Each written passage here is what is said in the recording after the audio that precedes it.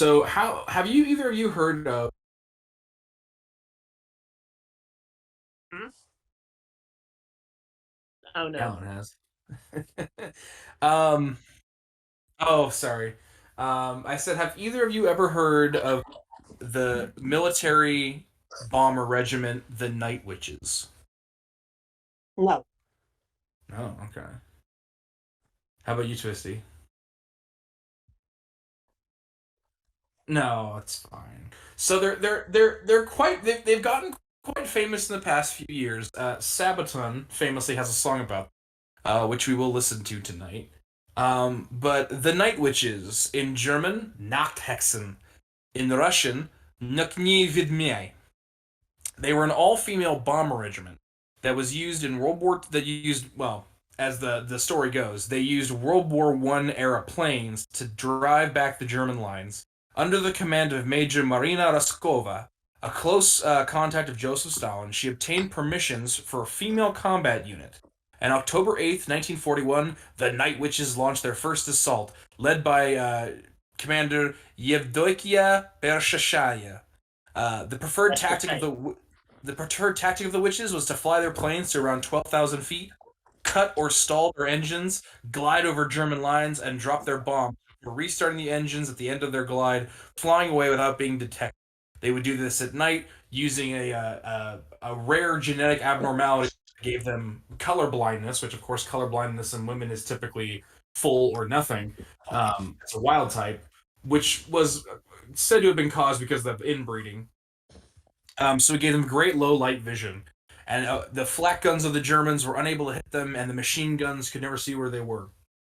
They would strike undetected, and the Germans referred to them as Nachthexen because the sound of their planes resembled the whoosh of brooms flying in the night, much like witches. They would come out of nowhere, bombs dropping all over the place like explosive spells before flying off into the night cackling. This all-women's bomber regiment spread fear throughout the German ranks during Operation Barbarossa and on the drive back to Silo Heights when the brave Red Army caught the fascist Reich on its heels. Um, Being so secretive in their attacks, they never even carried parachutes because they were never getting shot down. Not a single one was shot down. So confident were they in their attack plans, they didn't feel like there was any need to carry parachutes or survival canisters, preferring to use that extra weight to carry even more bombs. Um, The regiment would deploy to the front lines in 1942, doing strategic bombings and later heavy bombing from farther back in the lines. The 588th, which was the regiment, would deploy with the 4th Army Air Corps to the southern front. By the late winter of the 1943, the regiment received the Guards designation and was later renamed the 46th Guards Night Bomber Aviation Regiment in the 325th Night Bomber Division, 4th Air Army Corps, 2nd Belarusian Front, after fighting at the Taman Peninsula. Their fight at the Taman Peninsula later the Taman Guards. Over their campaign, these women flew around 23,700 sorties, with an accumulated 29,000 flight hours, destroying 15 river crossings, 9 railways, 2 rail stations, 26 warehouses, 12 field depots, 176 armored cars, 11 searchlight stations, 86 firing points, in addition to 155 supply drops for food and ammunition.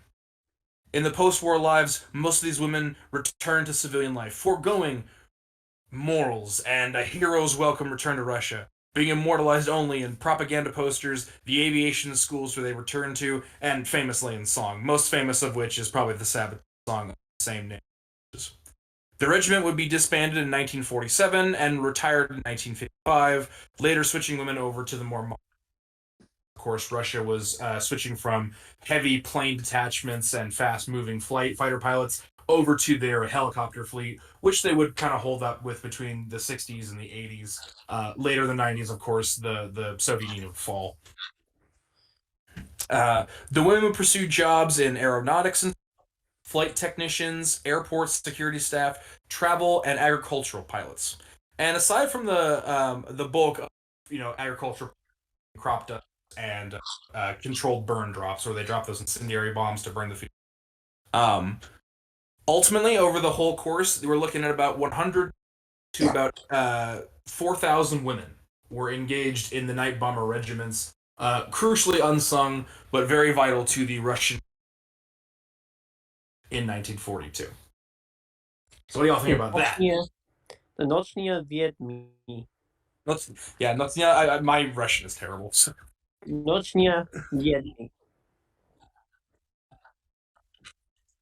Yes, I Yeah, speak Russian. Callan speaks Russian. Technically, I speak Czech, or I understand Czech more than a Russian. But Callan, I do believe your Russian is like specifically Southern Moscow style Russian or dialect. Pretty much as close as you can get. Yeah, it's standard. Yeah. Okay. That's what I was taught in college. Yeah. My mom taught me Czech, and she speaks it fluently. I was a terrible student. My German, however, not Hexen, was what the Nazis called them. So Nachthexen, yes, the night witches. So we're actually going to see if this is going to be nice, Discord. If not, we'll just edit it out later. We're going to see if we can play the song Night Witches that Sabaton famously made. I will warn both of you that much like All Guns Blazing from our Rob Halford episode, this song very much has the start of an anxiety attack.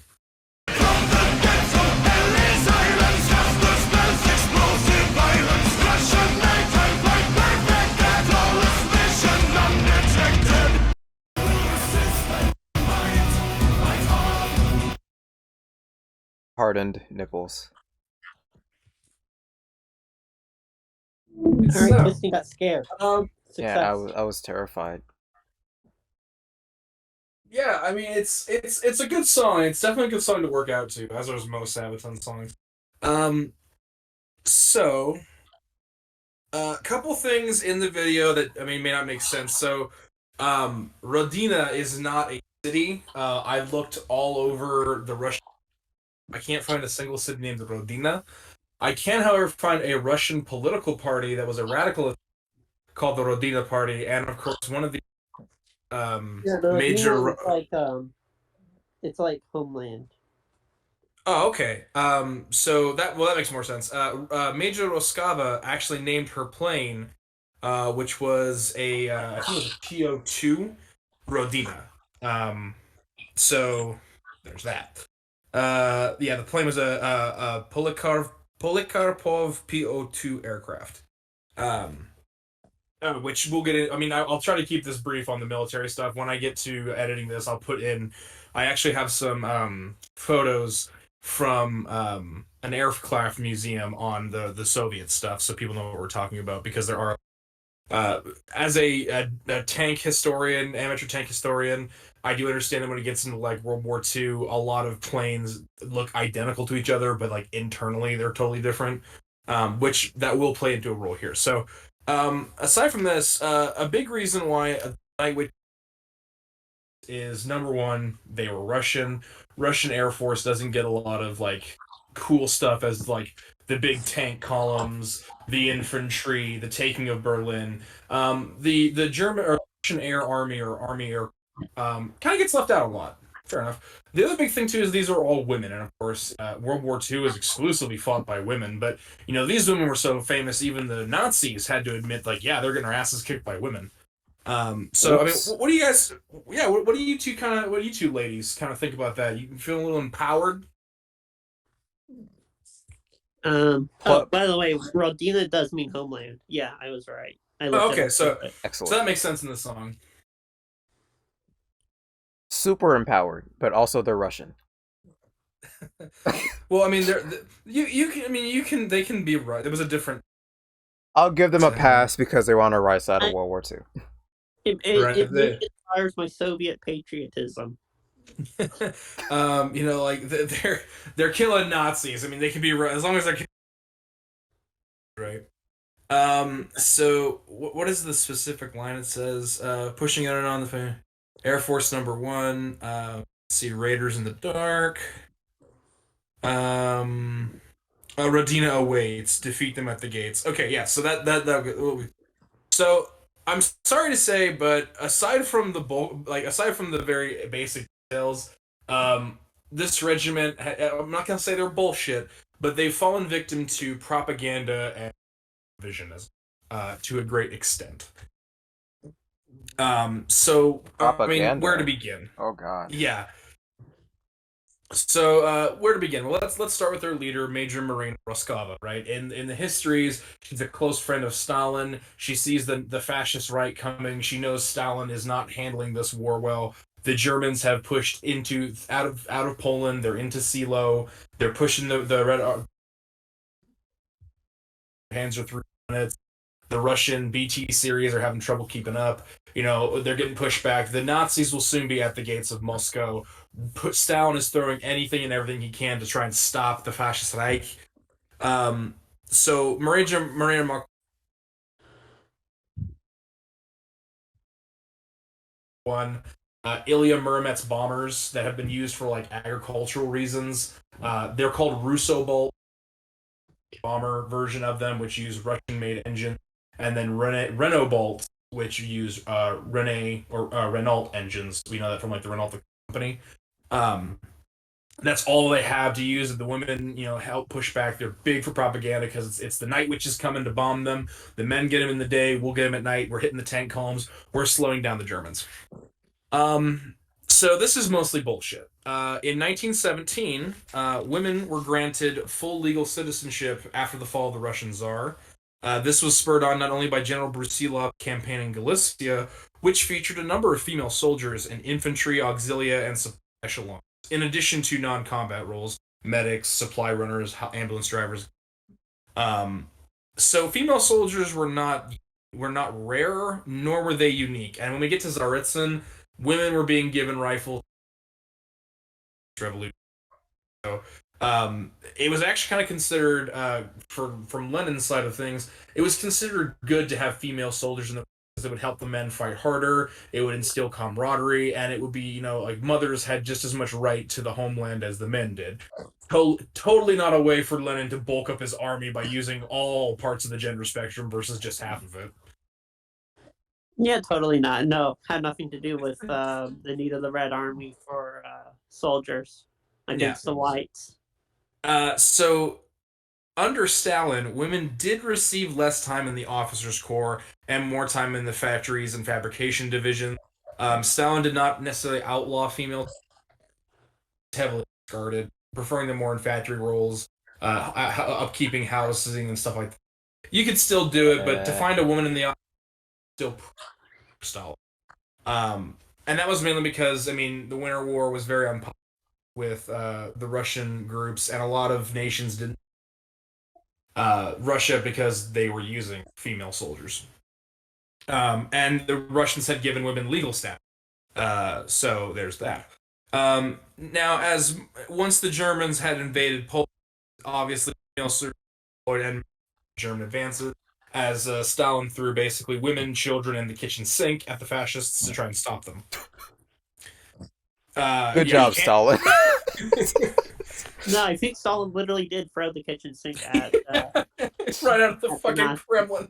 I mean, keep in mind, guys, the German army had Panzer IIs driving up to the gates of Moscow. The Third Army was like down to, I think there's a very rare story, a German soldier marching up a machine gunner with an MG42 like hit or not MG42 but MG34 hit firing, and there is a confirmed report of a Russian guy running out of ammunition for his Mosin, picking the Mosin up like a spear and literally throwing it at the German hard enough to like put this bayonet, the barrel, and part of the stock, like part of the where your hand grip would be, into his body cavity. Like, these guys are throwing literally their rifles at the Germans. So I mean, it is possible Hitler or Stalin leaned out of his window, saw like a German Pathfinder, and just threw a fucking kitchen sink on him.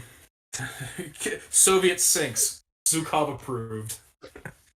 So Major Marina Roskova, where does she fit in here? So she's the first woman to achieve a professional air navigation diploma, but she was an opera singer by trade. This is how she came to know Stalin. Stalin, of course, was a huge fan of the opera and of ballet. She operated at the opera house, the Russian national, the People's Russian National Opera House, or which Stalin was a frequent visitor of, attended most of their, and would hang out in their green room. So Stalin pretty much knew first name basis. They knew him by a first name basis, and he wrote to them quite frequently. So she was in close contact from her job. And it's actually through Stalin that she procured permission into the air navigation school. Before this, because she had no formal like flight training, so before this, if you wanted to get into a flight school, you had to basically be part of a flight or aeronautics club, or be in the officers' corps of the military for the army, and get a letter of recommendation from like officers to put you into the school. So she's basically a product of nepotism. Basically. Yeah. Now it is likely that Marina got Marina got accepted having no previous experience. She was an average student. Nothing. She wasn't a maverick. She wasn't a Top Gun, but she was an average student. She performed pretty much where you want to be at this point in time. However, it was cited that while she does have a large number of firsts under her record, this is because she's only the first woman who was allowed. So of course she's going to be the first woman to graduate from the school, the first woman to break this flying record, first woman to do this, that. First woman to breathe oxygen in that general area. First woman to do this, like that. That's with official. So, once again, so when she got out, she was now she was a facilitated pilot. Of course, the Germans are now invading. They need to push pilots into this thing. She's a pilot, along with a lot of her friends are now officially. So Stalin makes her a major, gives her a status, and then basically assigns her own role regiment, the 586th and later 587th Regiment, later renamed the 125th Skova Borisov Dive Bomber Regiment. At this point in time, Russia didn't have dive bombers. You just got to deal with what you have. So basically, Stalin liked her, didn't want her to go to war and get shot. So he did what most people do: you get your kids and your friends into like positions of power, and you keep them off the front lines. Now, granted, Russia did develop a dive bomber, something called PE-2. It's a night raider and night bomber. It is in fact a myth that this plane was developed for the night witches, with Major Reskova providing input. Major Reskova was not a pilot until 1991. The PE-2 was in development as 8, with preliminary plans being in 1936. So she did not help develop this. She was not engaged. She might have given some pointers on some wartime production, but fundamentally, also the PE-2 is a dive bomber in naval. The vast majority of its missions, night fighting. It is not a conventional dive bomber. Like the way we would think of a dive bomber, like the Corsairs from Midway, famously the Stuka Bombashotz from Germany, the Zero AM-6 from Japan, the Kamikaze pilots. Russia would not develop a single wing or a single engine 2-seater dive bomber plane. They would instead develop a 2-seated dual engine, sometimes quad engine, heavy long range strategic bomber for their dive bomber program. So variations greatly. Basically, Russia kind of figured out that they weren't going to use tactics, because if you have a dive bomber, why wouldn't you make it have the biggest payload you could? At which point, why even have a dive bomber? Just make a light mid-range strategic bomber. It's easier for production. So this is Russia. Yeah. So while the Russians, so let's go to the World War One. Using canvas, World War One planes were made of canvas. Well, not exactly. While Russians did deploy World War One era planes that were not designed for, well, in World War One they were not designed for strategic. The usage was predominantly the Ilya Muromets post-war period. These planes had pretty much 100% to crop dusters and agricultural burn drops. While it wasn't uncommon for trainers to... Cal, are you petting a dog over there with like a really snorty... No, you said... we're both being extremely immature because you said crop duster. Oh god. Yeah. Yeah. I hear. It sounds like Callan's over there, like petting a bulldog who's snorting I'm and petting a like pug. a pug. Okay, Oh, I you're knew it was petting some a type of. pug? Okay, okay. Yeah, Abraham's like. I'm like, dude, that dog must be getting some good scratches. Getting some scritches and scratches for the smooshy face. He's Yes. currently being held in my arms, so he's happy. Oh, Oh, baby, boy, little boy. derpy dog. So the ladies did use the Muromets bombers for training, obviously because they were in flight school.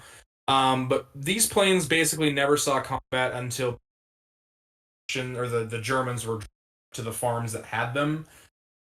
These planes were 100% 23 for anything besides like civilian use. They just weren't useful. Now there were farmers and groups who did understand how those planes worked, and those planes, which had a very low for how big they are, very low range to do reconnaissance because the Germans aren't going to shoot at a crop duster. Yet. Yet. Well, yeah. Like the German, like, oh look, it's a farmer, but also these crop dusters would be flying around where the Germans. Their patterns would be close to crop dusting, so they could keep track of numbers because you do multiple passes with a crop duster. And the Germans would eventually figure out what's going on and start, doing preliminary shots at them. But that's pretty much the width and breadth of when these planes were used.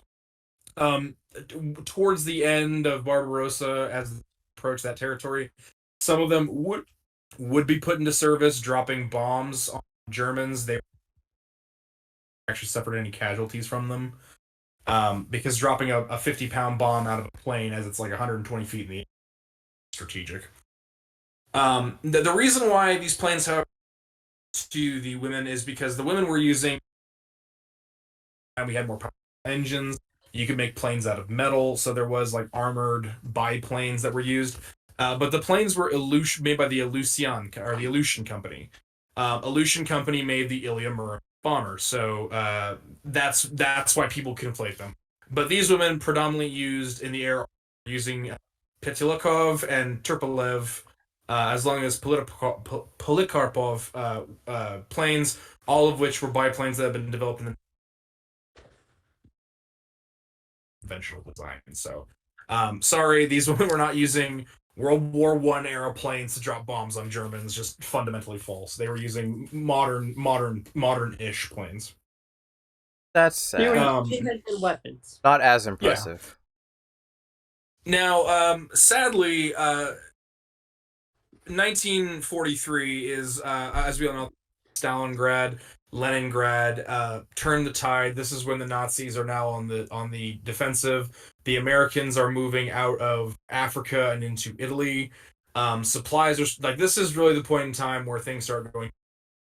If defeat was not a foregone conclusion at this before this point in time, it was certainly at this point in time as Germany starts seeing supply shortages affect the civilian populace. Well, yeah, I mean, the Germans knew since like 1938 that 42. they would lose. Well, there were assumptions, but once the Germans have been rolled up in Africa, and by 1942, they're already dipping into strategic reserves. Once they're kicked out of Africa, I mean, they just know the Italians can't be depended upon. Yep. Unfortunately, during the same time, during a training mission that turned into a flight mission, Raskova and her crew of 3 planes were forced to make a water landing in their PE-2 dive bombers along the Volga River outside Stalingrad, where they unfortunately crashed and all died. Oh, that's tragic. Yeah. It's a test flight because they were switching from their old biplanes to proper mid-range strategic bombers. The German Luftwaffe Messerschmitts managed to pick them up. Now, this is one event where, I'm sure you all, do you know what a Stuka is? The German Stuka? Stuka? What the fuck is Stuka, bro?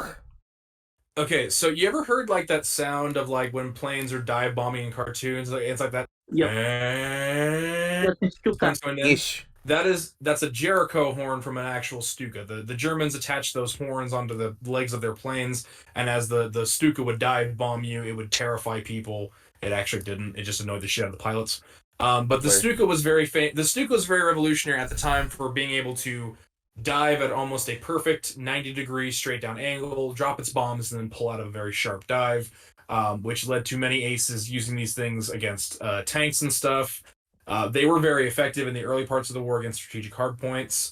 Later, they would attach these big auto cannons to their wings, and they would shoot tanks, which were less effective. But the thing about the Stuka was it was slower than dog shit. It's a plane that topped out at 190, 180 miles an hour, I do believe, and some change, which there are World War I planes that could technically match it for speed. So, a very slow plane. Now, arguably one of the coolest, one of my favorite planes from World War II, but arguably a very slow plane. The PE-2 had to put this in perspective, the Russian planes had a top speed of about 350 miles an hour. So a Russian plane doubles it in speed. Famously, the Night Witches were shot down by a Stuka. Oh. The Stuka was moving slow enough that it could use its machine guns to kind of defend itself. Killed by Stuka. So, yeah, death by Stuka. No! Upon her death, of course, Roscoe will be officially removed from the service, and the 587th. And at this point in time, Stalin had basically given control back over to Sukhov, who, of course, was a far better and more competent Stalin ever was. And Sukhov's opinion on these Night Witches was their fucking pilots put them to work, which that's, of course, forced this training mission where Roscoe was killed.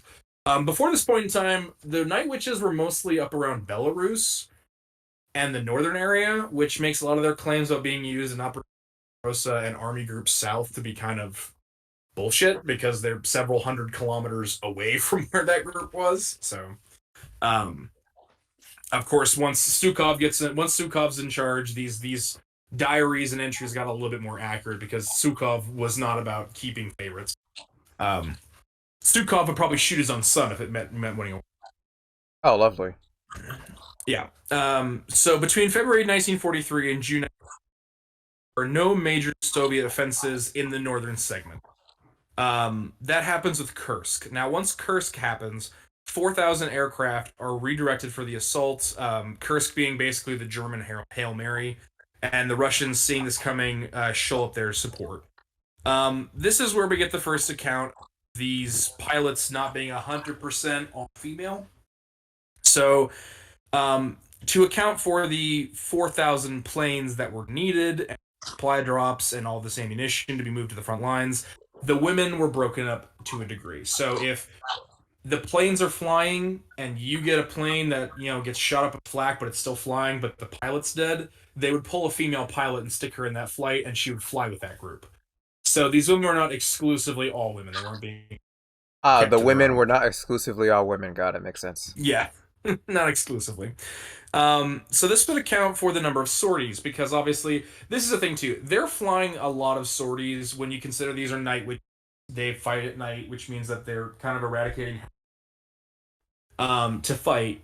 But then when we account for one of these women being pulled into sortie, that would technically count for two. So the Night Witches could fly sorties on missions they weren't actually invited to. So again, this is kind of where their numbers kind of get flushed around.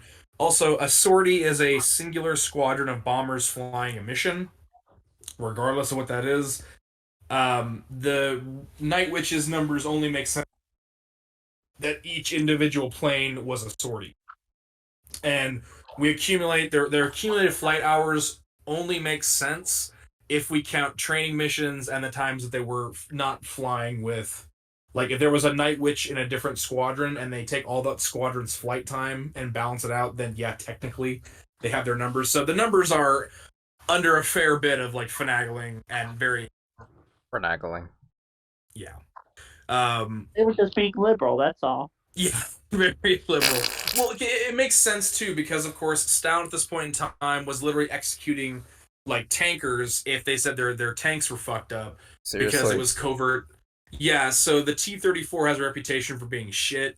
Turns out that it's like it takes like I think 89,000 hours to build a tank, or man hours to build a tank. Factory 138 in like the Yamato region managed to cut that down to 3,000 hours because they were cutting corners like it was crunch time at the Circle Factory. So of course the tanks were shit. Crews were complaining and having to abandon tanks. Stalin doesn't like that, so he says like, "Oh no, the tanks aren't bad. It's just crews trying to get out of fighting." So naturally, so it wasn't like I really thought like there were occasions where like people would just for legitimately just trying to get out of a fight. No, I guess he does execute people for like looking like they're trying to get out of a fight. Well, and here's the thing: these guys would abandon their tanks and then just go hop on a different tank.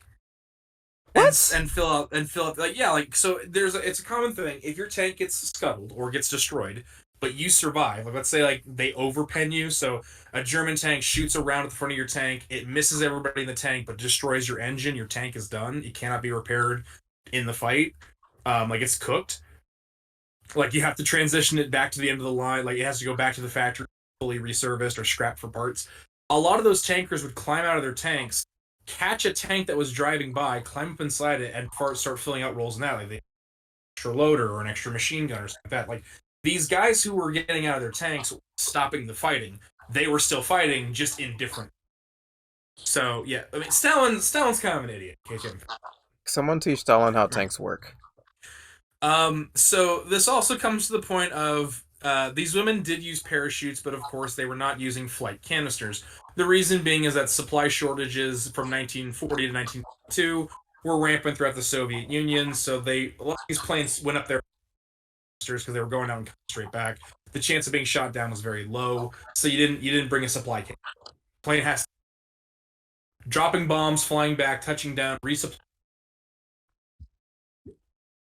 It doesn't have time. The regiment also, like I said, not always women. Recruit exclusively from one area. They pretty much women from 17 to 25. Many women stayed from the front, and of course went into this role. However, many of the trainers, the service personnel, the general operations and administration staff were men, as well as the women fighting alongside men. So these night witches were not exclusively women. Now, when they took propaganda photos, ones out in front and their fluorescent blues, that's kind of where this opinion came from. So I'm willing to let that one pass. Oh, you'll give them women a free pass. Well, yeah, it's like the only evidence any other guy that are bombed, pictures he sees from the newspapers of them all being women. So it's safe for him to assume they're all women. Like, you don't take pictures of the guy who gassed the plane. You take pictures of the person who's dropping bombs on panzers. True. Yeah. So let's talk about the anti-air defenses. So the myth was, because these are World War I planes, they would come out to the fields, choke or cut their engines, and then these big Ilya Muromets planes would glide over the German positions. They drop their bombs, and they would do it at 12,000 feet. Well, German flat guns and detonate their loads about 8,000 to 16,000 feet, depending on what the timer's set to. So they're too high up for the German 88 guns to hit, and they're too low to the ground or too fast and too hidden for the machine gun nests to hit, so they can't be killed with flat guns. Which makes a lot of sense if A, they're using World War I planes, and B, the Germans only have 88mm machine gun. Which they didn't. Wow. Yeah. At this point in time, the Germans had 2-centimeter Flak-Veling, that 4-barreled gun you always see in movies. They also had 3.7mm flak guns coming end of 1940, mounted onto the Panzer IIIs and Panzer IVs. The 4-barrel 2-centimeter flak tanks were wins. The 3.7 millimeters were pom-poms or flaming onions. Flaming onion because the top of the shoots, it makes this big burst fiery sound because of the shells. So Verbelwins and flaming onion. Gotta love German prefecture. These things played fucking fast and loose with the Russian planes. 2-centimeter flak is more than enough to take down the early PO2s, and the 3-centimeter flaks were downing PE2s like no problem.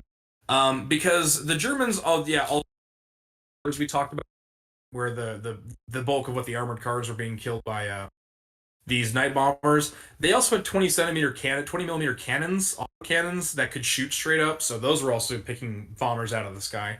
Um, the Germans also had a variety of systems to listen in on like communications. So they had night vision, very crude night vision scopes. Lovely. They had listening posts that would listen out for like telegraphs, wiretaps of Russian communications. They had a very primitive form of radar system by 42 that could pick up on these planes, and they had light stations.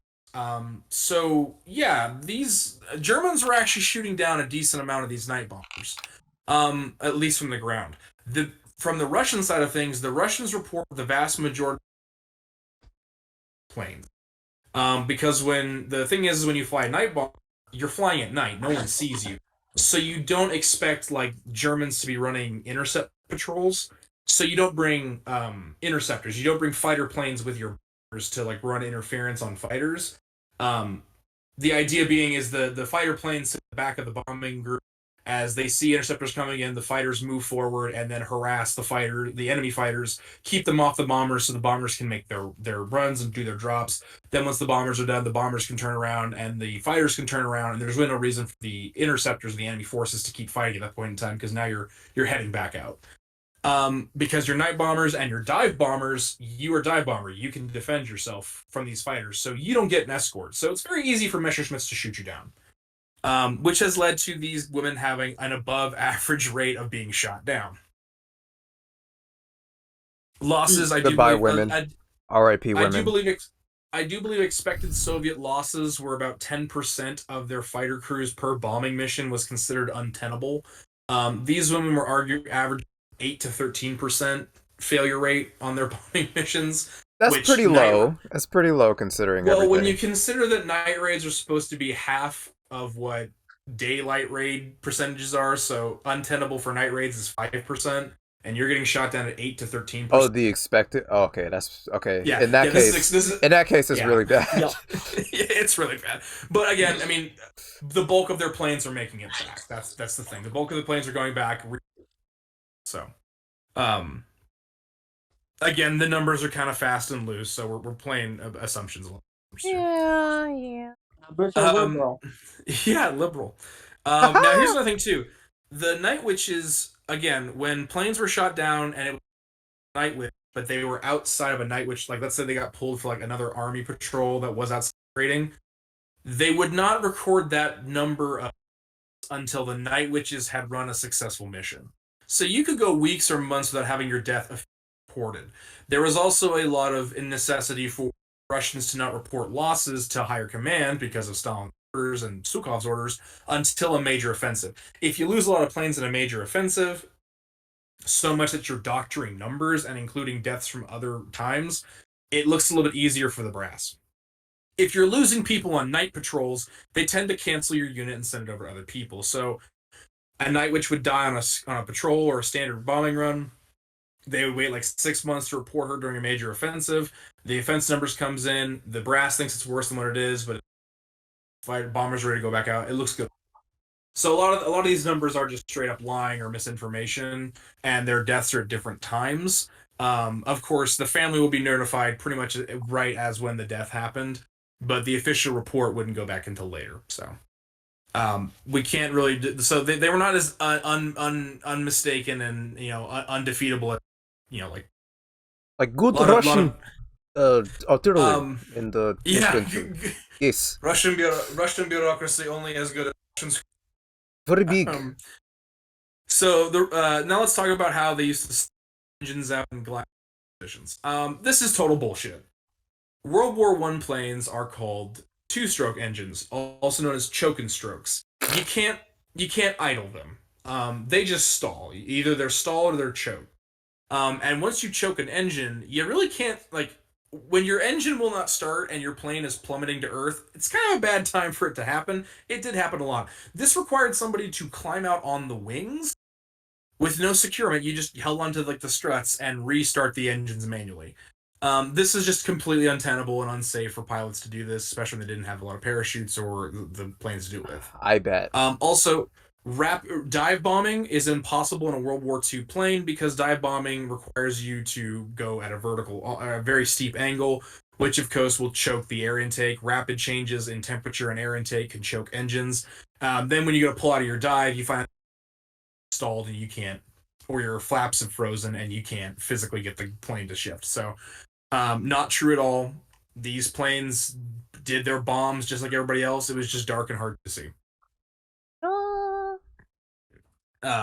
Now there was some. Now the Russo Bolt planes, the one we're training with, the early stages of Rosa, they did have a version of idling. The engines still ran, but they ran very German. These were not the bulk of their forces. So I mean, if that did happen, it happened extremely rarely for a very brief time, 6 weeks.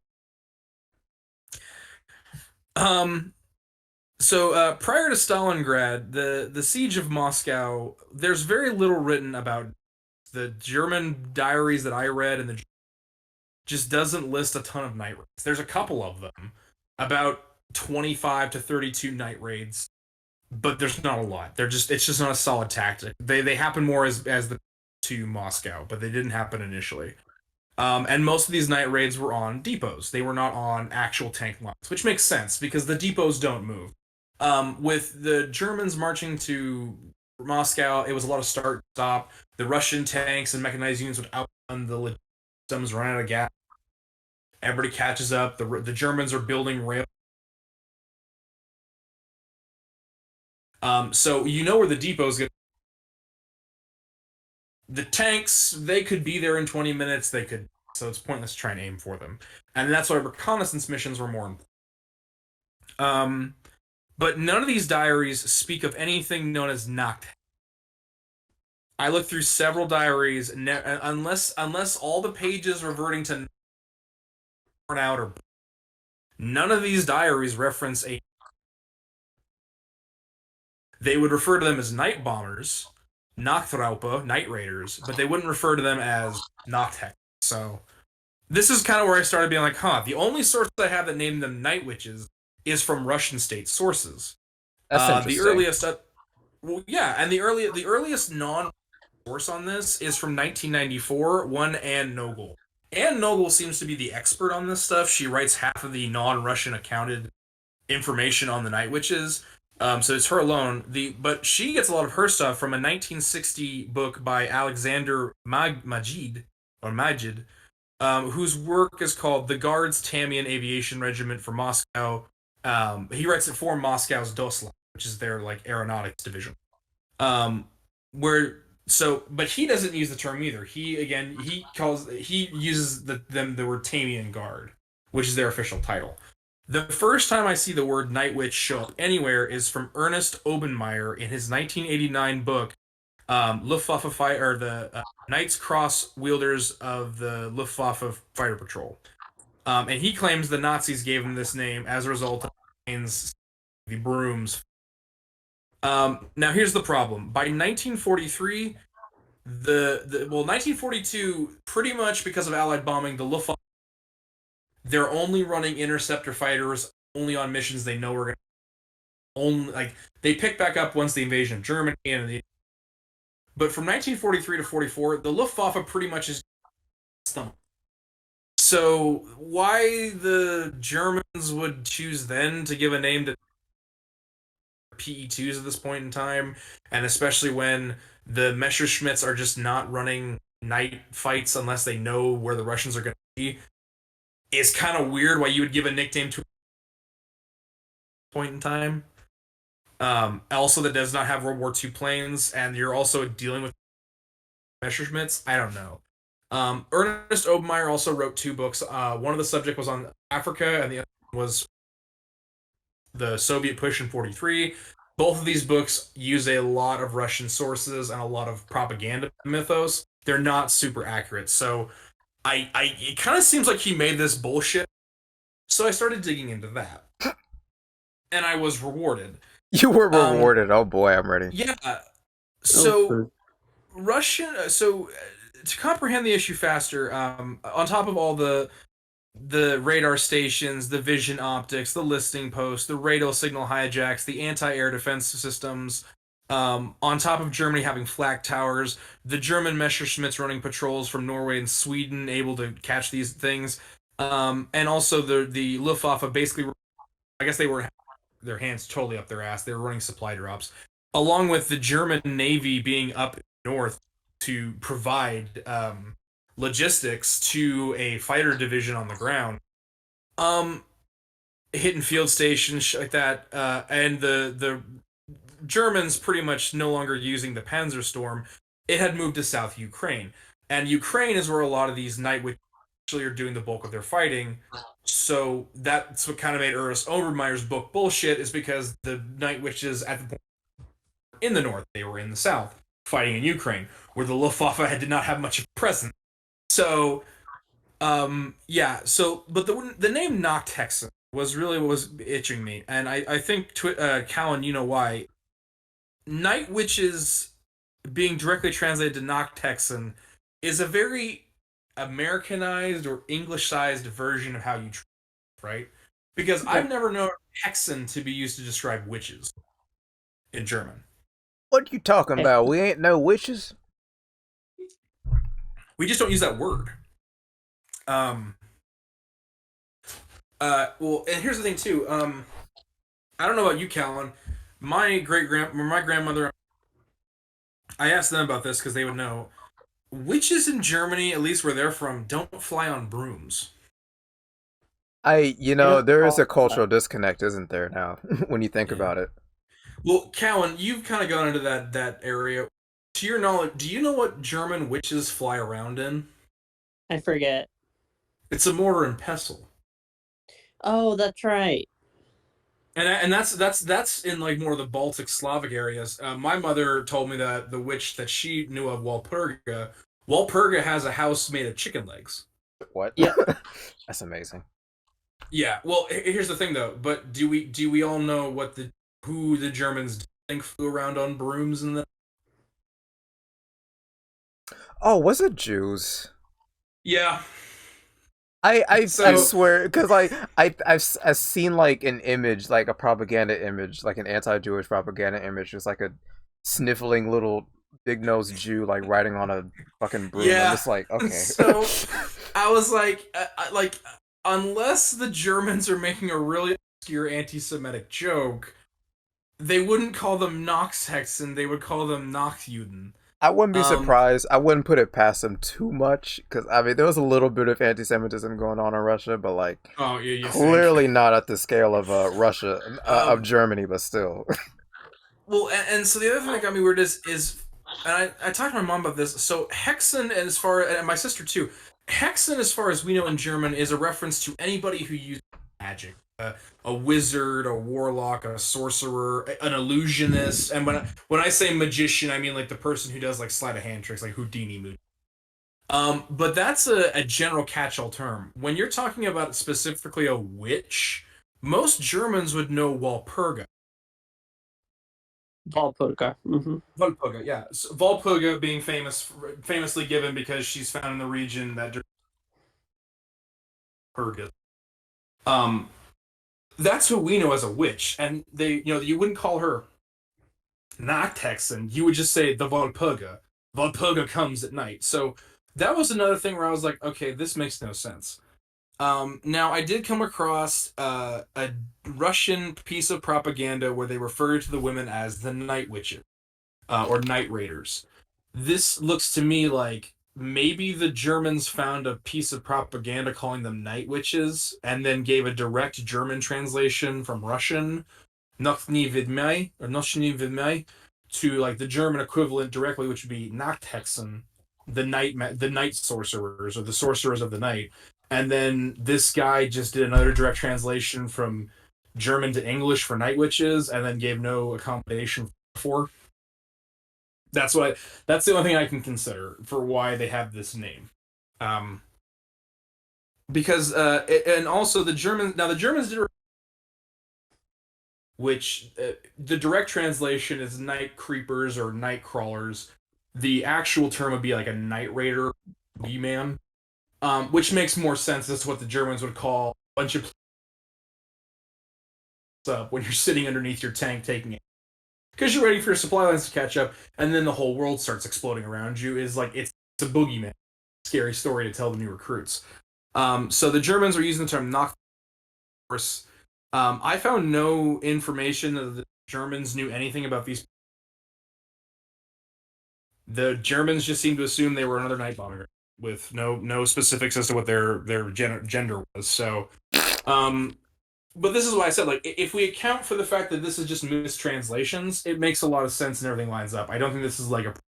This is why I said a lot of what they do is true. It's just a lot of it gets covered in propaganda translations because they're pretty obscure. Yeah.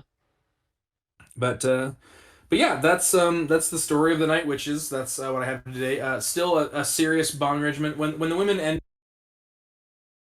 a lot of them returned to civilian life. The Russians would disband a lot of their wartime air divisions and start working on like the MiG fast movers, the next generation of. And of course, the Soviets would go into a small depression between 1950 and 1960 due to their rebuilding process. So that kind of makes sense why they were pushing more of their military unit service for operations versus like wartime. So, yeah. Other than that, still a very decorated unit, still very much feared, still a cool mission. Just a little bit of finagling with the detail, some historical revisionism, but Don't worry definitely a about it. cool It's group. fine. It's fine. Yeah, I mean, still a lot of depots destroyed. I mean, destroying a depot is as good as destroying 100 tanks. Taking out a lot of armored cars, which I seem to have. The Germans did know their. So just I guess a point in time where two worlds collided and the details kind of got a little lost. Yep. Yippity But yap. that's all I have. You guys have any? You two have any closing thoughts? Um. We should revive the Nachhexen. Not Texan. Yes. Don't you mean the Walpurga? Yeah, the Valkyrie. What did you call me, boy? You telling me I ain't no Texan? You crazy? I am Yevdorova Bresheshana or Bresheskaya of what the hero of Walpurga. You will know me. See, it sounds regal when you say it. Everything sounds regal when you say it in German. Shabba. Was ist mean, deine true. Was ist deine Lieblingsfarbe? Bist du ein guter Tänzer? Scheißt du eine dicke Frau? Do you find it to be vegan or rectal? Exactly. Yeah, I guess I'll say good night, and we'll catch you guys in the next episode. Be sure to like, comment, and subscribe. Really helps us out, and check out our Patreon if you stuff. Yeah, give me money. We have special things. And